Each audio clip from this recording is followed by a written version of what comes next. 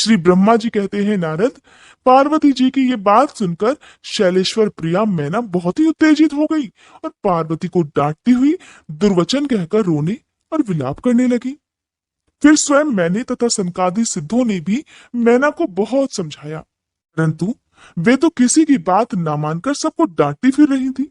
इसी बीच में उनके सुदृढ़ और महान हठ की बात सुनकर शिव प्रिय भगवान विष्णु भी तुरंत वहां पहुंचे और इस प्रकार कहने लगे, देवी, तुम पितरों की मानसी पुत्री और उन्हें बहुत ही प्यारी हो, साथ ही गिरिराज हिमालय की गुणवती पत्नी भी हो। इस समय तुम्हारा संबंध साक्षात ब्रह्मा जी के उत्तम कुल से है। संसार में तुम्हारे सहायक भी ऐसे ही हैं। तुम धन्य हो, मैं तुमसे अधिक क्या कहूं। तुम तो धन की आधारभूता हो, फिर धन का त्याग कैसे कर रही हो। तुम जरा अच्छी तरह सोचो तो सही। संपूर्ण देवता, ऋषि, ब्रह्मा जी और मैं सभी लोग विपरीत बात ही क्यों कहेंगे। तुम शिव को नहीं जानती, वे तो निर्गुण भी हैं और सगुण भी हैं, कुरूप भी हैं और सुरूप भी, सबके सेव्य तथा सत्पुरुषों के आश्रय हैं। उन्हीं ने मूल प्रकृति रूपा देवी ईश्वरी का निर्माण किया और उसके बगल में पुरुषोत्तम का निर्माण करके बिठाया। उन्हीं दोनों से सगुण रूप में मेरी तथा ब्रह्मा की उत्पत्ति हुई। फिर लोगों का हित करने के लिए वे स्वयं भी रुद्र रूप से प्रकट हुए। फिर वेद, देवता तथा स्थावर जंगम रूप से जो कुछ भी दिखाई देता है, वो सारा जगत भी भगवान शंकर से ही उत्पन्न हुआ। उनके रूप का ठीक ठीक वर्णन अब तक भला कौन कर सका है। देवी अथवा कौन उनके रूप को जानता है। मैंने और ब्रह्मा जी ने भी जिनका अंत नहीं पाया, उनका पार दूसरा भला कौन पा सकता है। ब्रह्मा से लेकर कीट पर्यंत जो कुछ भी जगत दिखाई देता है, वो सब शिव का ही रूप है, ऐसा जान लो। इस विषय में कोई अन्यथा विचार नहीं करना चाहिए। वे ही अपनी लीला से ऐसे रूप में अवतीर्ण हुए हैं और शिवा के तप के प्रभाव से तुम्हारे द्वार पर खड़े हैं। अतः हिमाचल की पत्नी मैना, तुम दुख छोड़ो और शिव का भजन करो। इससे तुम्हें महान आनंद प्राप्त होगा और तुम्हारा ये सारा क्लेश भी मिट जाएगा। श्री ब्रह्मा जी कहते हैं, नारद, इस प्रकार श्री विष्णु के समझाने पर मैना का मन कुछ कोमल हुआ। वे कुछ शांत हुई, परंतु शिव को कन्या ना देने का हठ उन्होंने तब भी नहीं छोड़ा। शिव जी की माया से मोहित होने के कारण उन्होंने ऐसा दुराग्रह किया। उस समय मैना ने शिव के महत्व को स्वीकार कर लिया। कुछ ज्ञान हो जाने पर उन्होंने श्रीहरि से कहा, यदि भगवान शिव सुंदर शरीर धारण कर ले, तब तो मैं उन्हें अपनी पुत्री दे सकती हूँ, अन्यथा कोटि उपाय करने पे भी कभी नहीं दूंगी। ये बात मैं सच्चाई और दृढ़ता के साथ कह रही हूँ। ऐसा कहकर दृढ़ता पूर्वक उत्तम व्रत का पालन करने वाली मैना शिव की इच्छा से प्रेरित होकर मौन हो गई। धन्य है शिव की माया, जो सभी को मुंह में डाल देती है। श्री ब्रह्मा जी कहते हैं, नारद, उसी समय भगवान विष्णु से प्रेरित होकर तुम शीघ्र ही भगवान शंकर को अनुकूल बनाने के लिए, अर्थात सुंदर बनाने के लिए उनके पास गए। वहां जाकर देवताओं का कार्य सिद्ध करने की इच्छा से नाना प्रकार के स्तोत्रों द्वारा तुमने रुद्रदेव को संतुष्ट किया। तुम्हारी बातें सुनकर शंभु ने प्रसन्नता पूर्वक अद्भुत, उत्तम और दिव्य रूप धारण कर लिया। ऐसा करके उन्होंने अपने दयालु स्वभाव का परिचय दिया। मुने, भगवान शंभु का वह स्वरूप कामदेव से भी अधिक सुंदर तथा लावण्य का परम आश्रय था। उसका दर्शन करके तुम बड़े प्रसन्न हुए और उस स्थान पर गए जहां सबके साथ मैना विद्यमान थी। वहां पहुंचकर तुम कहने लगे, नारायण नारायण, हे विशाल नेत्रों वाली मैंने, भगवान शिव के सर्वोत्तम रूप का दर्शन करो। ये रूप प्रकट करके उन करुणामय शिव ने तुम पर बड़ी ही कृपा की है। मुनि, तुम्हारी ये बात सुनकर शैलराज की पत्नी मैना आश्चर्यचकित हो गई। उन्होंने शिव के उस परमानंद दायक रूप का दर्शन किया जो करोड़ों सूर्यों के समान तेजस्वी, सर्वांग सुंदर, विचित्र वस्त्रधारी तथा नाना प्रकार के आभूषणों से विभूषित था। वह अत्यंत प्रसन्न, सुंदर हास्य से सुशोभित, ललित लावण्य से लसित, मनोहर, गौरवर्ण, द्युतिमान तथा चंद्रलेखा से अलंकृत था। विष्णु आदि संपूर्ण देवता बड़े प्रेम से भगवान शिव की सेवा कर रहे थे। सूर्यदेव ने छत्र लगा रखा था। चंद्रदेव मस्तक का मुकुट बनकर उनकी शोभा बढ़ा रहे थे। इन सब साधनों से भगवान शंकर सर्वथा रमणीय जान पड़ रहे थे। उनका वाहन भी अनेक प्रकार के आभूषणों से विभूषित था। उसकी महाशोभा का तो वर्णन ही नहीं हो सकता था। गंगा और यमुना भगवान शिव को सुंदर चवर ढुला रही थी और आठों सिद्धियां उनके आगे आगे नाच रही थी। उस समय मैं, भगवान विष्णु तथा इंद्र आदि देवता अपने अपने वेश को भली भांति विभूषित करके पर्वतवासी भगवान शिव के साथ चल रहे थे। नाना रूपधारी शिव के गण खूब सज धज कर अत्यंत आनंदित होकर शिव जी के आगे आगे चल रहे थे। सिद्ध, उपदेवता, समस्त मुनि और अन्य सभी लोग भी महान सुख का अनुभव करते हुए अत्यंत प्रसन्नता पूर्वक शिव जी के साथ यात्रा कर रहे थे। इस प्रकार देवता आदि सभी लोग विवाह देखने के लिए उत्कंठित होकर खूब सज धज कर अपनी पत्नियों के साथ पर ब्रह्म शिव का यशोगान करते हुए जा रहे थे। विश्वावसु आदि गंधर्व अप्सराओं के साथ होकर शंकर जी के उत्तम यश का गान करते हुए उनके आगे आगे चल रहे थे। हे मुनिश्रेष्ठ, महेश्वर के शैलराज के द्वार पर पधारते समय इस समय वहां नाना प्रकार का महान उत्सव हो रहा था। मुनीश्वर, उस समय वहां परमात्मा शिव की जैसी शोभा हो रही थी उसका विशेष रूप से वर्णन करने में कौन समर्थ हो सकता है।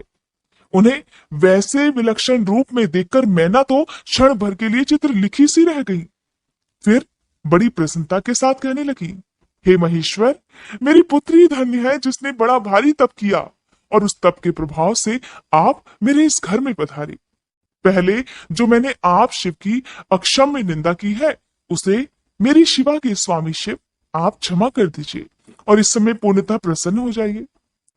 श्री ब्रह्मा जी कहते हैं, नारद इस प्रकार बात करके चंद्रमौली शिव की स्तुति करती हुई शैलप्रिया मैना ने उन्हें हाथ जोड़कर प्रणाम किया। फिर वे लज्जित हो गई क्योंकि उन्होंने क्रोध में भगवान शिव का इतना अपमान जो किया था, उनके रूप की निंदा जो की थी। इतने में ही बहुत सी पूर्वासिनी स्त्रियां भगवान शिव के दर्शन की लालसा से अनेक प्रकार के काम धाम छोड़कर वहां आ पहुंची। जो जैसी थी, जैसे ही रूप में थी, वैसे ही अस्त व्यस्त रूप में दौड़ी चली आई। भगवान शंकर का वह मनोहर रूप देखकर वे सब मोहित हो गई। शिव जी के दर्शन से हर्ष को प्राप्त होकर प्रेम पूर्ण हृदय वाली वे नारियां महेश्वर की उस मूर्ति को अपने मनोमंदिर में बिठाकर इस प्रकार कहने लगी, अहो, हिमवान के नगर में निवास करने वाले लोगों के नेत्र आज सफल हो गए। जिस जिस व्यक्ति ने इस दिव्य रूप का दर्शन किया है, निश्चय ही उसका जन्म सार्थक हो गया है। उसी का जन्म सफल है और उसी की सारी क्रियाएं सफल हैं जिसने संपूर्ण पापों का नाश करने वाले साक्षात शिव का दर्शन किया है। पार्वती ने शिव के लिए जो तप किया है उसके द्वारा उन्होंने अपना सारा मनोरथ सिद्ध कर लिया। शिव को पति के रूप में पाकर ये शिवा धन्य और कृतकृत्य हो गई। यदि विधाता शिवा और शिव की इस युगल जोड़ी को सानंद एक दूसरे से मिला न देते तो उनका सारा परिश्रम निष्फल हो जाता। इस उत्तम जोड़ी को मिलाकर श्री ब्रह्मा जी ने तो बहुत ही अच्छा और बहुत नेक कार्य किया है। इससे तो सभी के सभी कार्य सार्थक हो गए। तपस्या के बिना मनुष्यों के लिए शंभु का दर्शन तो दुर्लभ है। भगवान शंकर के दर्शन मात्र से ही सब लोग कृतार्थ हो गए। जो जो सर्वेश्वर गिरिजापति शंकर का दर्शन करते हैं वे सारे पुरुष श्रेष्ठ हैं और हम सारी स्त्रियां भी धन्य हैं।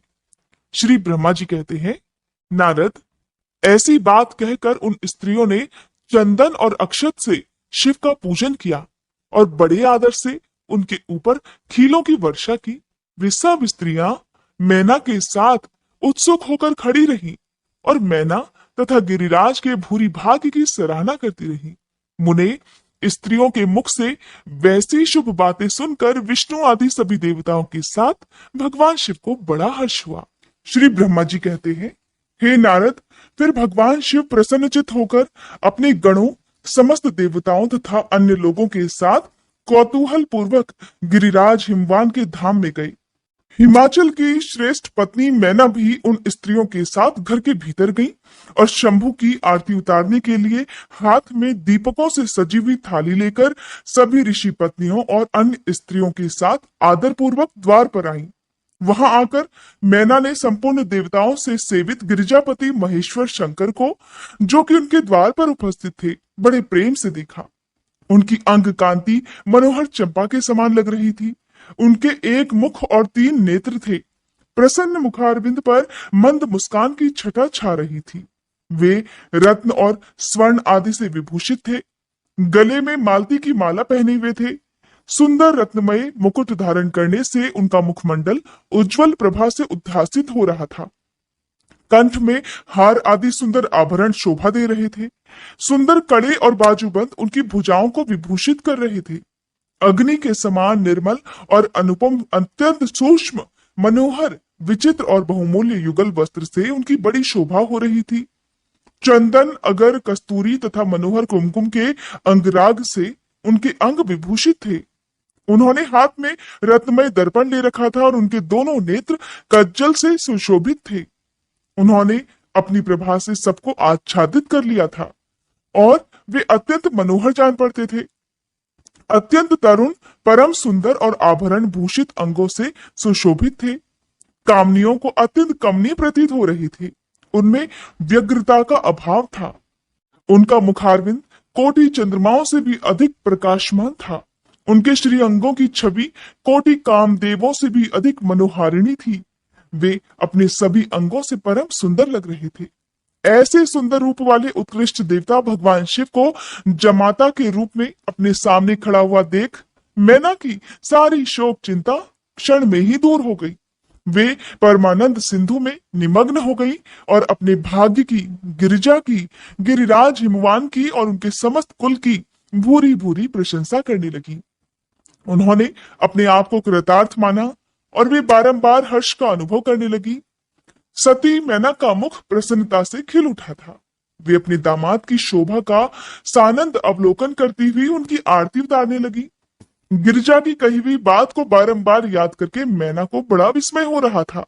वे हर्षोत्फुल्ल मुखारविंद से युक्त मन ही मन ऐसा कहने लगे कि पार्वती ने मुझसे पहले जैसा बताया था उससे भी अधिक सौंदर्य मैं इन परमेश्वर शिव के अंगों में देख रही हूँ। महेश्वर का मनोहर लावण्य इस समय अवर्णनीय है। ऐसा सोचकर आश्चर्यचकित हुई मैना अपने घर के भीतर आई। वहां आई हुई युवतियों ने भी वर के मनोहर रूप की भूरी भूरी प्रशंसा की।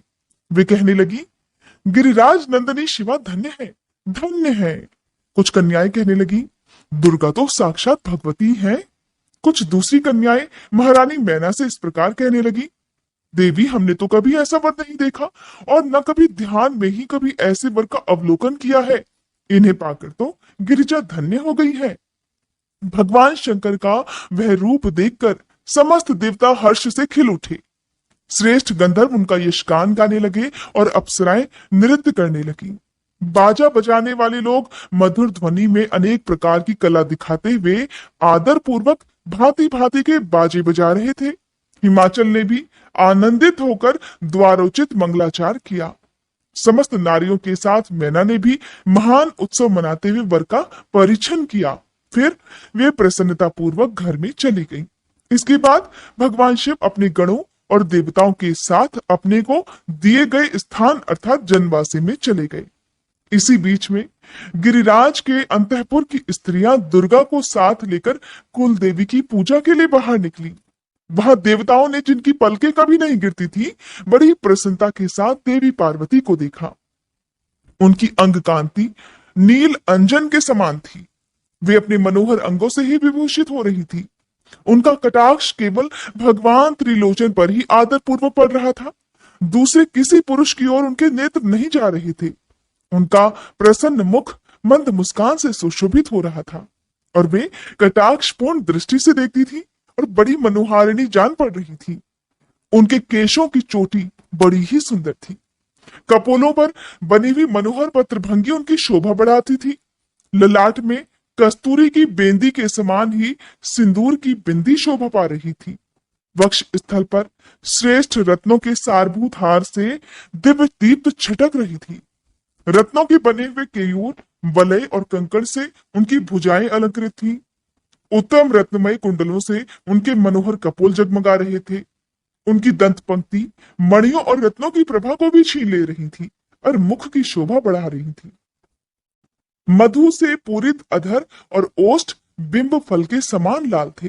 दोनों पैरों में रत्नों की आभा से युक्त महावर शोभा दे रहा था। देवी पार्वती का सौंदर्य देखे उन्होंने अपने एक हाथ में रत्न जटित दर्पण ले रखा था और दूसरा हाथ क्रीड़ा कमल से सुशोभित था। उनके अंगों में चंदन, अगर, कस्तूरी और कुमकुम का अंगराग लगा हुआ था। पैरों में पायजेब बज रही थी और वे अपने लाल लाल तलवों के कारण बड़ी शोभा पा रही थी। समस्त देवता आदि ने जगत की आदि कारण भूता जगत जननी पार्वती देवी को देखकर भक्ति भाव से मस्तक झुका मैना सहित उन्हें प्रणाम किया।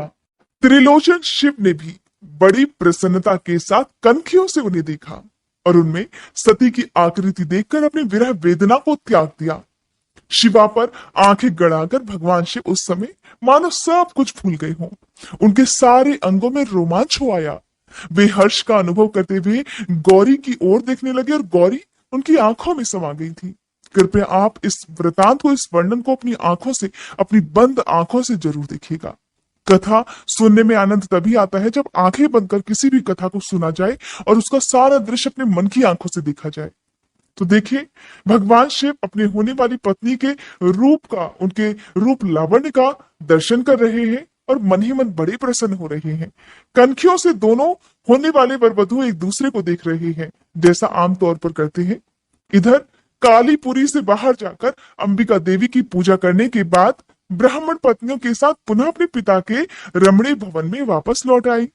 भगवान शंकर भी मुझ ब्रह्मा, विष्णु और देवताओं के साथ हिमाचल के बताए हुए अपने नियत स्थान पर बड़ी प्रसन्नता के साथ गए। वहां गिरिराज के द्वारा नाना प्रकार की सुंदर समृद्धि से सम्मानित हुए वे सब लोग सुखपूर्वक ठहर गए और भगवान शिव की सेवा करने लगे।